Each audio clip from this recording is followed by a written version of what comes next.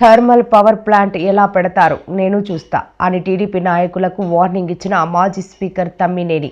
ఈ మేరకు ఆయన మీడియాతో మాట్లాడుతూ, దేశంలో ప్రపంచంలో ఎక్కడ కూడా థర్మల్ పవర్ ప్లాంట్స్ని మాకొద్దు బాబు అని రిజెక్ట్ చేస్తున్నటువంటి పరిస్థితుల్లో ఎక్కడో వదిలేసి తెచ్చి ఇక్కడ పెట్టాలనుకోవడం చాలా పొరపాటు. సరే పెడతారా లేదని తర్వాత విషయం చూద్దాం. అది అయితే ఈ థర్మల్ పవర్ ప్రాజెక్టు విషయం తెలిసిన వ్యక్తిగా నేను చెప్తున్నాను. ఇది కాకరాపల్లిలో పెట్టే ప్రయత్నం చేశారు, అలాగే సోంపేటలో పెట్టే ప్రయత్నం చేశారు. కానీ అవి చివరకు ప్రజాగ్రహానికి గురై ప్రజల అభిమతానికి వ్యతిరేకంగా చేపడుతున్నటువంటివని చెప్పి వాటిని వెంటనే కాకరాపల్లిని చాలా వరకు కన్స్ట్రక్ట్ చేస్తారు, స్టాప్ చేశారు విషయం తీసుకుంటారు. అలాగే సోంపేట కూడా స్టాప్ చేశారు. అదేంటి చిత్తంగా దానికి కారణం ఏంటి? ఈ థర్మల్ పవర్ ప్రాజెక్ట్స్ వస్తే వాయు కాలుష్యం, నీటి కాలుష్యం, మొత్తం అసలు దీంట్లో మేము అక్కడ తిరుగుతుండేటప్పుడు మేము చూసేవాళ్ళం. ఇట్లా కాలుతో తంతే వచ్చినటువంటి నీరంతా కూడా పొల్యూటెడ్ వాటర్. ఇప్పుడు ఆ పొల్యూటెడ్ వాటర్ని ఎందులో పెట్టడానికి వాళ్ళు? కాబట్టి నేను అన్నది ఈ విషయాన్ని తెలుసుకోకుండా, విషయాన్ని గ్రహించకుండా ఇక్కడ థర్మల్ పవర్ ప్రాజెక్ట్ తీసుకొస్తున్న ప్రజలకి ఆశలు రేపటి 1600 ఎకరాల్లో మీరు ఈవేళ స్టార్ట్ చేయబోతున్నారు. ఎవరు భూములు తీసుకుంటారు చెప్పండి? సరుబుజ్జిల మండలంలో ఎవరు భూమిని తీసుకుంటున్నారు చెప్పండి? ఇప్పుడు మన చాలా స్పష్టంగా చెప్పాలనుకుంటే మొత్తం గిరిజనుల భూములను మాత్రమే మన వాళ్ళు లాక్కొని ఆక్యుపై చేసుకొని ఇవాళ ఈ థర్మల్ పవర్ ప్లాంట్ కట్టాలి, అంతే కదా? దాని మీద వాళ్ళు ఏమంటున్నారు? మా శవాల మీద కట్టండి అంటున్నారు. మా శవాల మీద కట్టండి.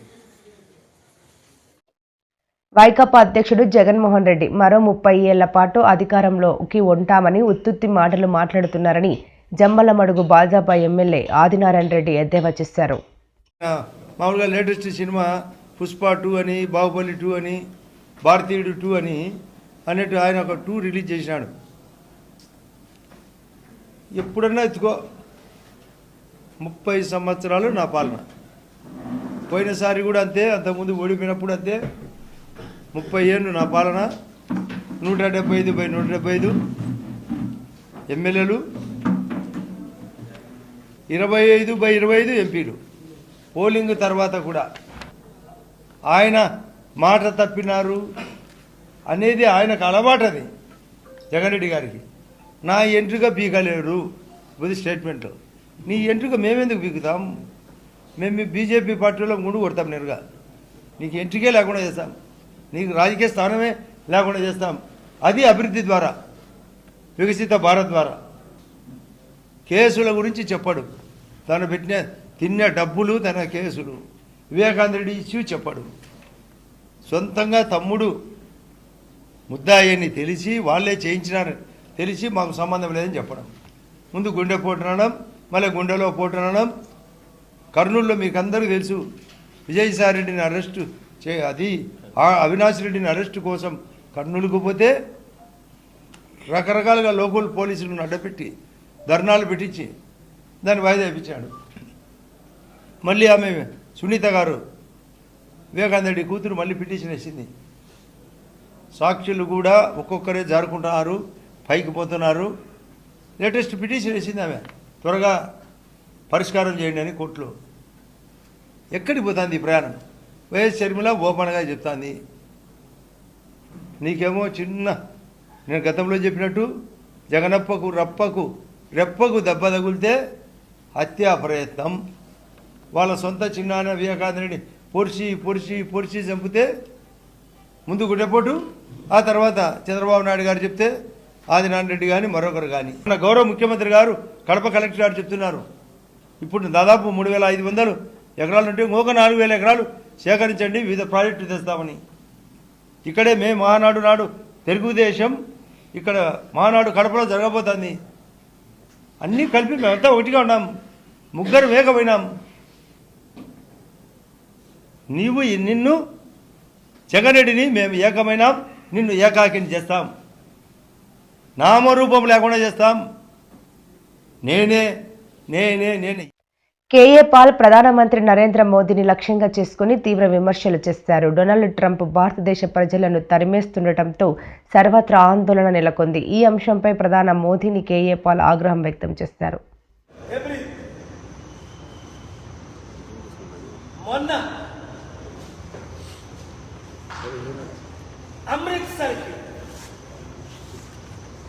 అమెరికన్ మిలిటరీ ప్లేన్ లో మన భారతీయులు, ఈ మహాబుజ్జులు, గుజరాతీస్, పంజాబీస్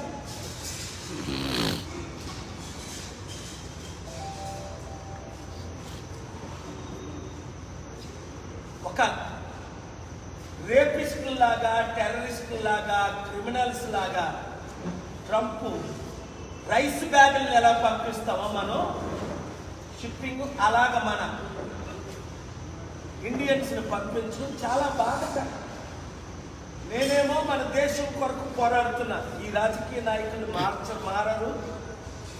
ప్రధానమంత్రి నోరు మోరిప్పడం లేదు ఎందుకు? ఆయన గుజరాతీలే 30 మంది వచ్చి క్రిమినల్స్ లాగా పంపుతాయి, నోరెందుకు? ఇప్పుడు వాళ్ళు క్రిమినల్సా? జయశంకర్ జనవరి 20వ తారీఖుని వెళ్ళి ట్రంప్ ఇనాగరేషన్ కి మన విదేశీ శాఖ మంత్రి, సిగ్గులేని మంత్రి, తక్షణమే రాజీనామా చేయాలి. మోదీకి చేత కాకపోతే తక్షణమే రాజీనామా చేయి. అమిత్ షా నా మిత్రుడిని ప్రైమ్ మినిస్టర్ చేయండి. ఆయన నా మాట వింటారు. ఆయన నేను కలిసి పోరాడతాం. మన భారత సత్తా చూపిద్దామని ఉంది.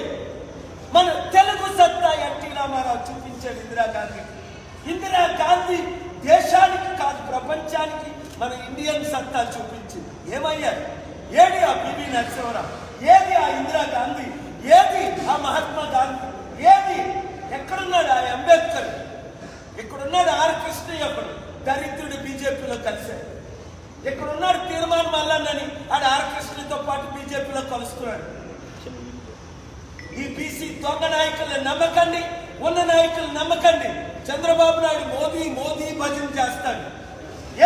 ఒక ముఖ్యమంత్రిగా 13 లక్షల తెలుగు ప్రజలు ఉన్నారే. నేను వెళ్ళినప్పుడు అమెరికా 13,000 మంది తెలుగు వాళ్ళు, 13 లక్షలు. ఎవరు మార్చారు అమెరికన్ పాలసీస్? చంద్రబాబు నాయుడు అప్పుడు అమెరికాకనే వెళ్ళాట. ఎవరు మార్చారు? కేఏ పాల్ ఫాదర్ బుష్ నుంచి రోనాల్డ్ రేగన్ తో మాట్లాడు, ఫాదర్ బుష్ తో మాట్లాడు. ఈరోజు ట్రంప్ వరకు అందరితో ఫైట్ చేసి న్యాయం చేశాను మన భారతీయులకు, కంపెనీలు తెచ్చాం. అలాంటిది నా కళ్ళ ముందు మన భారతీయులను ఒక రేపిస్టుల్లా, ఆనభంగం చేసిన రేపిస్టుల్లాగా గుర్తుందా? 2001లో మాజీ మంత్రి శైలజనాథ్ వైసీపీలో చేరారు. వైఎస్ జగన్ ఆయనకు కండువా కప్పి ఆహ్వానించారు. జగన్ నాయకత్వం నచ్చి పార్టీలో చేరారని, ఆయన మార్గదర్శకత్వంలో పనిచేయడానికి సిద్ధంగా ఉన్నట్లు తెలిపారు. విధంగా ఆలోచించే కార్యక్రమాన్ని చూస్తా ఉన్నాం. చివరికి రోడ్లు కూడా ప్రైవేటు వాళ్ళ చేతుల్లో పెట్టి మన జేబుల్ని కాల్చే ప్రయత్నం చూస్తా ఉన్నాం. అన్నిటికీ మించి నేను ఒక మాట చెప్పాలనుకుంటా ఉన్నాను. ఆ రోజున ఏదో ఇబ్బంది పడ్డామనుకుంటే అటువంటి ఇబ్బందికరమైన పరిస్థితులు లేకుండా చేయడం అనేది ప్రభుత్వ పక్షాన ఉండాలా. అట్లా కాబట్టి కక్షపూరితమైన ధోరణి దేవుడికి మంచిది కాదు ఇది అన్న విషయాన్ని కూడా గుర్తు చేసుకుంటా ఉన్నాను. సో ఈ రోజున ప్రజల సంక్షేమానికి, రాష్ట్రం సంక్షేమానికి, రాష్ట్రం బలోపేతానికి కూటమి ప్రభుత్వం చాలా అన్యాయం చేస్తూ ఉందని నమ్ముతా ఉన్నాం. దాన్ని ఖచ్చితంగా ఎదుర్కోవడం కోసం అనంతపురం జిల్లాలో దాన్ని గట్టిగా పనిచేస్తాం. అట్లాగే రాయలసీమలో కూడా పనిచేస్తాం. ప్రత్యేకించి రాయలసీమ జిల్లాల్లో రైతుల యొక్క అక్కడ ఉన్న ప్రజల యొక్క కష్టాలని తీర్చడం కోసం మా వంతు కార్యక్రమాన్ని పెద్దల సహకారంతో చేస్తామని తెలియజేస్తాం.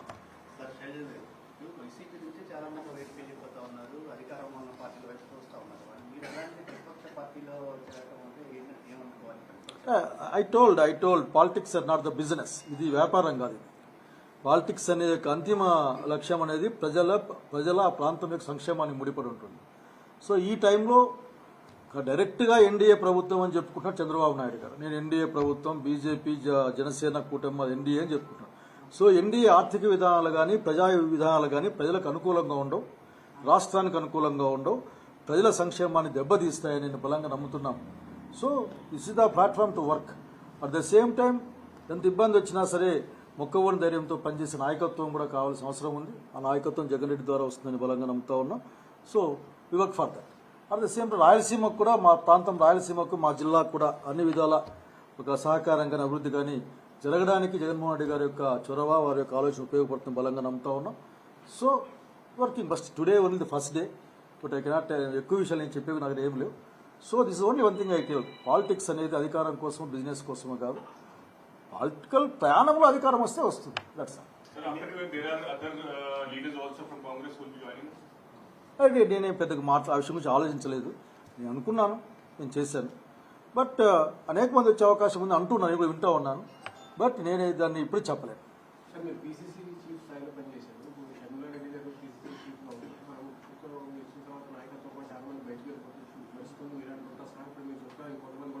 నేను చెప్పలేదు ఇక్కడ, చూద్దామని చెప్పి ఆలోచిద్దాం. ఎలా చూడాల్సిన అవసరం లేదు, ఎలా చూడాల్సిన అవసరం లేదు, ఎలా చూడాల్సిన అవసరం లేదు. దీంట్లో ఏంటంటే ఈ రోజున ఆంధ్రప్రదేశ్ రాష్ట్రంలో ఉన్న వాస్తవం ఇది. ఈ వాస్తవాలను దాటి చూడడానికి అవసరం లేదు. మనం ఫ్యాక్ట్స్ పైన, ట్రూత్ పైన మనం ఆ కార్యక్రమం చేస్తాం.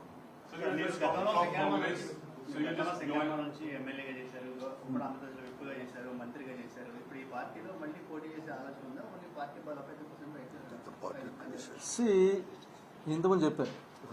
చెప్పే పాయింట్ ఏంటంటే ఇది ఒక పాలిటిక్స్ అనేది ఒక ఫిలసాఫికల్ జర్నీ. దీంట్లో ప్రయాణం చేస్తూ ఉంటాం. పార్టీకి ఏది అవసరమో వాళ్ళు ఏం చెప్తారో అయితే దాని గురించి ఆలోచిస్తాం.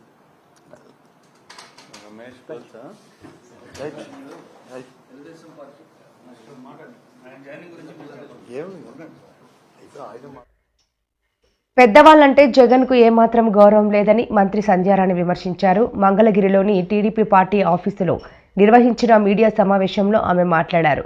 జగన్ ఏం మాట్లాడుతున్నారో ఆయనకైనా అర్థమవుతోందా? ఆయన మతి భ్రమించినట్లుగా ఉంది అని అన్నారు. ఎవరిని కలవలేదు, 5 సంవత్సరాలు నేను ఎవరి ముఖం చూడలేదు, 5 సంవత్సరాలు కనీసం ప్రజాప్రతినిధులతో మాట్లాడలేదు, 5 సంవత్సరాల కార్యకర్తలను పట్టించుకోలేదు, 5 సంవత్సరాలు కేవలం డబ్బులు దోచుకోవడంలోనే నేను దృష్టి పెట్టి ఉన్నాను. ఇప్పుడు అలా కాదు. ఇప్పుడు జగన్మోహన్ రెడ్డి 2.0 అంటే ఇంకా దోచుకోవడం ఎలాగో నేను మీకు చూపిస్తాను, కాబట్టి ఇప్పుడు అందరినీ కలుస్తాను అని చెప్తున్నాడు ఆయన. అసలు అతనికి నాకు తెలిసి మతి సరిగా పనిచేయదు. ఎందుకనంటే ఆయన ఆత్మలతోని వాళ్ళ నాన్నతోని మాట్లాడుతూ ఉంటాడు. మనకెప్పుడు తెలిసిన విషయమే, ఎందుకంటే గత చాలా సంవత్సరాలుగా మనం వింటున్నాం, చూస్తున్నాం.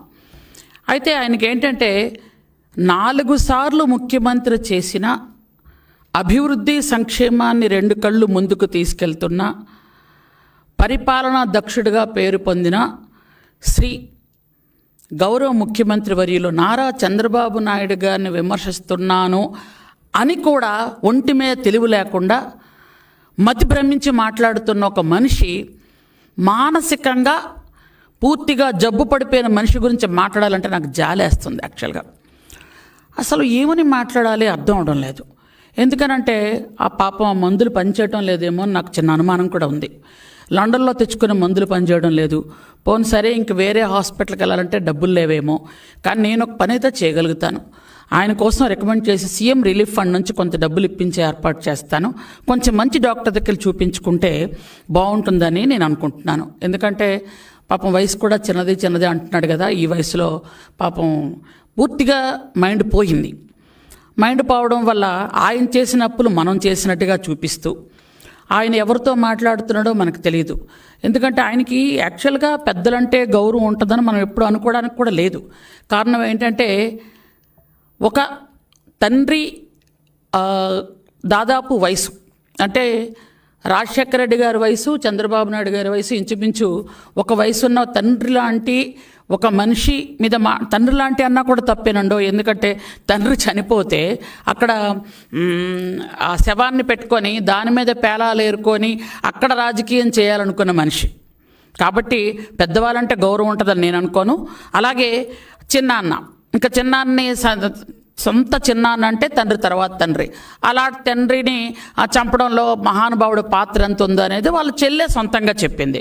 కాబట్టి ఆయనకి పెద్దలంటే భయం భక్తి ఉంటుందని కానీ మనం ఎప్పుడైతే అనుకోవడానికి లేదు.